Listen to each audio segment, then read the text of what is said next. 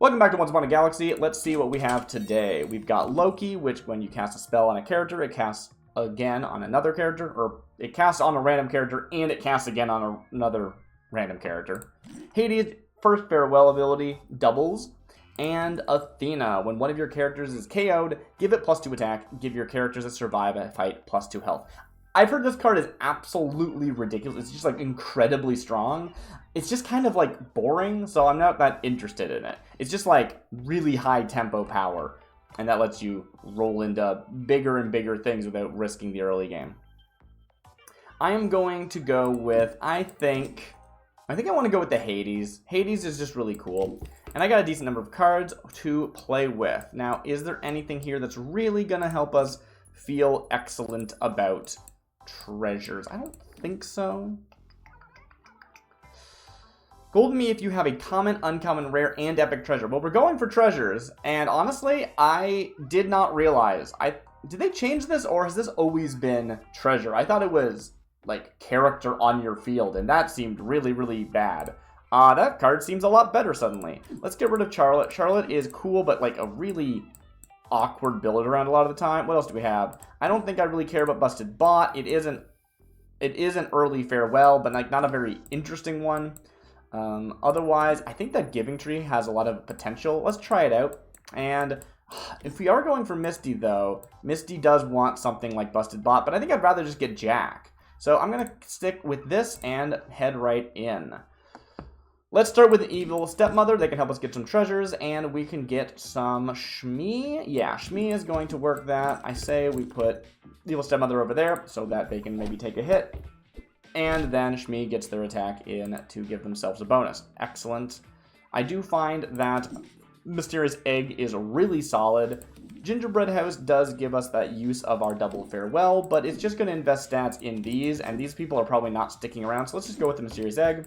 Then we've got, a choice. I love Plunder Penny, but we're not going especially of a spell build necessarily, and Puck is really... It's both very good, and it's going to help us get our Evil Stepmother closer. Also, Plunder Penny probably isn't going to be able to successfully kill much until we get something like Puck anyway, so maybe we'll get Plunder Penny in the next time around. Nah, I can't bring it. I can't do it. I can't bring myself to do it. I'm going to use Plunder Penny, and we're just going to hope that they can attack, and Shmi will give them the +2, and the 3 attack will be enough. Well, they didn't win the coin flip anyway, so it didn't really matter, unfortunately. Next, Snowball is fantastic. Snowball will give us +1/+1, then double this buff, then improve this buff by +1/+1. Then it'll go off a second time, which will increase it by 2, and then increase that buff by 1. So that is excellent. I don't think we want Prince Charming. I don't think we want Katamari, despite the fact that they're going to help us get our quest. I'm slowing down way too much. Let's just take the Pumpkin Spice Latte, get our health back up. We'll get to see a new shop anyway, and there's a decent chance that we'll see something relevant. Jack in the Box is pretty cool. Do we want to go with that? I could see it working quite well for us. However, I still really want to see if we can get Plunder Penny going. So I'm just going to take the Silvery Moon on Plunder Penny to hopefully help them actually land some hits. Very good. That is working excellent so far. We still lose this one, but that's not a big deal. Moving on, we can see that our Snowball is already at +3/+3, and Plunder Penny is buffing the attack of us spells in our shop. I think in this case, we take advantage of that. We use the Twinkle Twinkle. None of these are super relevant anyway, and we hope we find something really good. Mysterious Egg with the +5/+4 is going to be nice. Next turn, they're going to hatch, and they're going to actually be a pretty sizable body on the board in the meantimes. Santa Claus can do some really good stuff if you can afford them. I don't know if I can afford the space on my board. I think I might just take Pan Shadow, increase Fey buffs by +1 attack, and we'll just throw them up here to get the count towards the recruiting, and also get the effect. That might not have been the best play, but still pretty good. It's going to work fine enough for the time being. We now are permanently down to 2 hearts. We can't ever get that last one back unless we use a... there's a specific card that does it. I can't remember the name of it right now. It's a cool fairy. A Guardian Angel, that's what it's called. And this one is Cheshire Cat, farewell, give your animals +6/+6. Our egg has hatched, and it was a dragon egg, but now it's a cat. How did that work? Who's to say? Either way, animals is what they want us to do. It is a farewell, which is really good for our Hades, but we don't really have any animals. I say we do take the Laser Shark, even if just to finish the quest. And if we do want to go into summons, Fortification does a pretty good job. If we want to try and get more quests done, Potion of Treasure Finding can do a great job. If we wanted to get some supports, Magic Acorn. All of these are pretty good, depending on what we think we're going to end up doing. I think for the time being, I want to go with the... I've seen people do some really good stuff with Potion of Treasure Finding, so I'm going to go for it, even though I'm not entirely sure if it is the best play in this specific situation. That's okay. We're going to keep Laser Shark in the back, and hopefully this will be able to give him a pretty huge buff when this dies. I think that just checks out. Let's just take the All for One for the time being and see where that takes us. Take advantage of those Plunder Penny buffs that we've been getting. Which one of them dies first? So we don't get the massive bonus from the Cheshire Cat die, but we still get a +6, and that's pretty dang good. The question becomes, is it worth it to us to invest in Laser Shark? And honestly, Laser Shark is ranged. That's probably worth it in most situations. I think maybe we just keep on going with them. Or we can go something like Anne Bunny and replace our Plunder Penny because they're going to get pretty big from Cheshire Cat. The only problem is Cheshire Cat needs to... Well, if Anne Bunny dies before Cheshire Cat does, they won't get the bonus. We can also go for a Cowardly Lion to get a nice quest. We did take the Potion of Treasure Finding, so that probably is the right call in this case. The question is, do I want to get rid of Shmee or do I want to get a Plunder Penny? I guess we will get rid of the Shmee for the time being.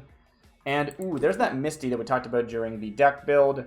I would love to try to make them work. Have not done it yet, and we have no summons currently, so it's probably not worth it to us at the moment.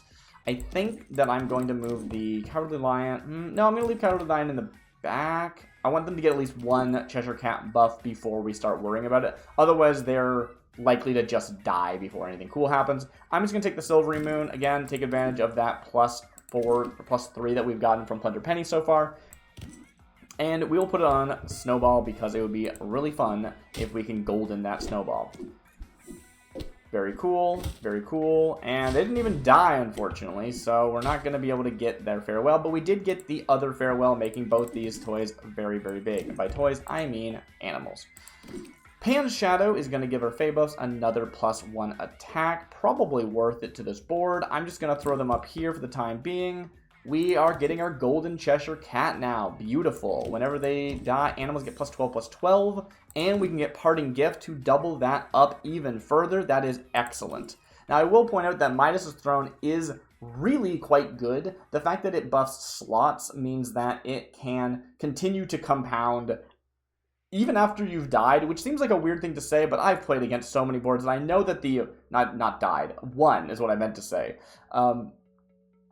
I played against so many boards that my opponent had something like Midas' Throne, and they continued to grow bigger and bigger and bigger, even though their game was over, but my game was not. And that's not something you really need to care about, but, like, it was pretty funny.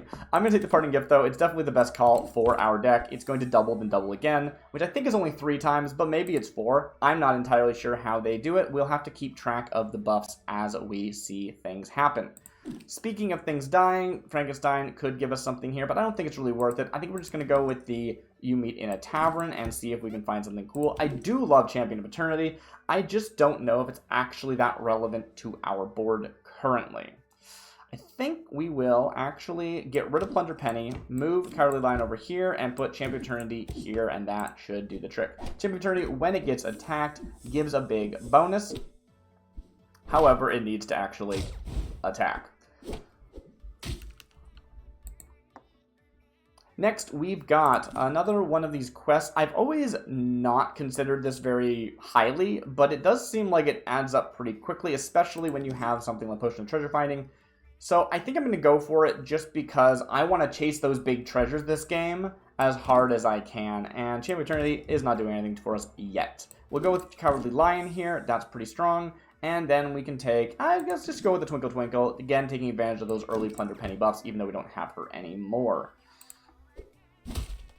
very good. We get those extra buffs from our Cheshire Cat.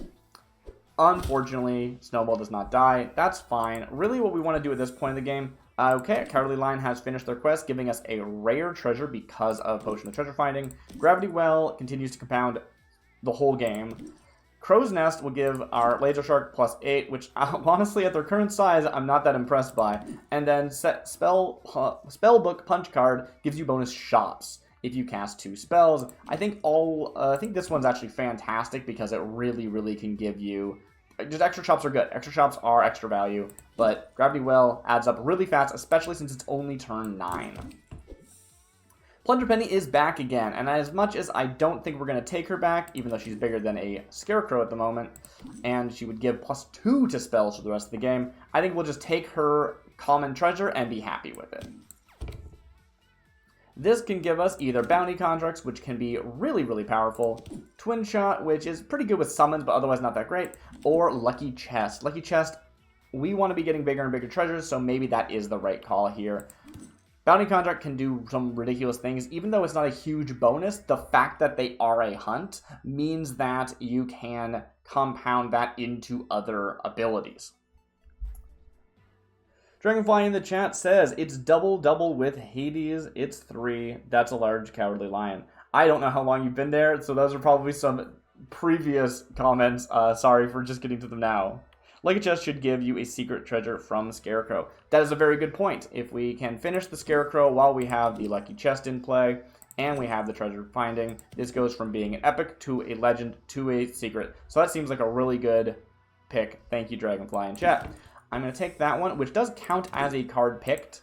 So it can help you get through that 8-card pick much faster. And, ooh, we got her through the Looking Glass. So this is what we really wanted our Snowball for. I don't really care that much about Snowball's abilities, but I do like how the +9 here is going to carry forward to whatever it turns into, assuming they have any sort of blue numbers. So let's see what we get. I always go for this gamble, and it never pays out. Hephaestus is not what you want to see. That doesn't do a lot for us. It's still like a good card, but it's probably more useful to see it in the shop, or we wanted to roll into something that had those blue numbers, which this does not. Alright. Cheshire Cat dying again is really just making those lions and shark. The lion-shark combo is really strong because the lion will never attack, so it can just keep taking hits, and meaning the laser shark is the one that is actually doing all of the attacking. And it can add up very fast. I think we're just going to take the Grotto here. I don't really have any of... Well, I could just take the Wishing Dragon and see if we can maybe roll that into a legend later. So I think that seems reasonable for the time being. Let's just get rid of that. And that is the Scarecrow that we talked about with the Lucky Chest. We have the World Shrub, which will make all of our characters count as all types, which will mean the Cheshire's Cats give animals +12, will hit all the rest of our board, which is pretty strong. The Trifork, give your character's treasure hoard 3. The first time you find a treasure, collect all 3 of them. That one I have heard adds up very quickly, but I'm not entirely sure how relevant it's going to be. If we can get another treasure, that means instead of giving... Right now, treasure hoard 3 means it's giving our entire board, 15, which is pretty strong. Better than this, not better, but like it's going to round into more probably in the long run. And in addition to that, it's going to have the... When you collect a treasure, you're going to get 3 treasures. So instead of going up by 1, it's going up by 2 every time, going up by 3 every time, if all we're caring about is the treasure hoard value, which could add up fast. I think I'm just going to go to the World Shrub, though. It can let you do some pretty ridiculous things, and it means I don't have to worry too much about keeping animals on my board. I can just use whatever. Not sure if it's the actual best pick, but it is the one that I think is going to be the most fun in this specific situation. I'm going to take Cowardly Lion as gold. That will give us another treasure, although it's only uncommon. Now, hunt characters have +7 attack. This is one of the reasons why that Bounty Contract is really strong. It can actually give... It would give us entire front row, even though they don't normally have hunt. Merlin's Pointy Hat, +1/+1, improve this by +1/+1 when you recruit a mage. I don't know if that's going to add up or not. And then Encyclopedia Spelltanica. Treasure Hoard gets even bigger based on spells. If we had taken the other sword that gives all of our characters Treasure Hoard 3, would have been really strong, but we didn't do that, so it's not going to really compound. We do have Treasure Hoard 3 on Hephaestus, which means every spell we cast is giving Hephaestus an additional +3, which could add up fast. I don't know if it's more or less than Merlin's Pointy Hat, though. That is a question. We're not really going spells, so I'm not too concerned with Merlin's Pointy Hat. I think I'll go with the Encyclopedia Spelltanica. Who knows, we might get another thing that gives Treasure Hoard to our characters anyway. Once again, Cheshire Cat's taking that double from the Hades, and we can just go off here. But we hit the Stinky with our Shark, so even though they are ranged, they still went down, but our board is fine. We'll take the Silver Laser Shark to give us another shop, and I don't think any of these are super exciting, so I will go with the Evil Stepmother in the bin. Then we've got, what do we have here? Starlight, Starbright. I think we might as well take it. We do have a silver character. It seems fine to me. Not super exciting, but not super bad. And we do need to replace the Scarecrow, so I probably should have been doing that, but I didn't, so we didn't. I'll just take Huff and Puff here. It's probably not going to land, but that's okay. This first time rolling into a pretty scary board, but I think that we're going to be fine because they didn't manage to take out a Cowardly Lion with the Ogre. The Ogre kind of wasted its high attack on a smaller target, so that's pretty good. It would be pretty funny to take Moppet and just start getting spells. I think that's funny, so I'm going to do it. It's not actually good, probably, but it's funny, and I like funny. I'm going to take the Wishing Dragon, once again, getting a step closer to hitting Legend, or getting a Legendary Treasure. We do have Mechanical Dragon, which is usually my go-to for Hades, but we're already in this very strong Cheshire Cat build, so I think I will go with that. Now that they're, actually I didn't even realize this, now that they're all types, they are getting the Fey bonus from our couple of Pans that we picked up earlier, Pan Shadows. I'll take the Stroke of Midnight. We're getting into the end game. I don't know if we're running into people that we can't deal with, but we might as well deal with it if that ends up being an issue. It looks like it wouldn't have been, so it's not a big deal. But we do want to make sure that Moppet is surviving. The problem is that if they end up attacking, whew, that Stroke of Midnight actually did get us a free spell from our Moppet surviving. Very cool. I don't know whether or not Moppet's actually relevant. This is give a single character +8, so I'll give it to, I don't know, the Cowardly Lion. Sure, why not? And Giant Growth, same thing. Do I want to roll into something different? I think I'll just take the Conan instead. Do I want to actually keep the Conan, though? You know, yeah, Moppet was a cute idea, but we don't need them. Let's put Conan in the front here. Or maybe we don't. Have them actually gain the benefit of being an animal. Yeah, let's put them in the back. They'll probably still kill stuff. We're at the point in the game where that is. Is it take damage or deal? It's deal. So we need to give them its actual value. Let's take the Laser Shark up to gold. That will give us another common. I'll take the Lesser Mimic. If we can get a big treasure for our next attack, for our next treasure, we could get 2 copies of it, which could be ridiculous.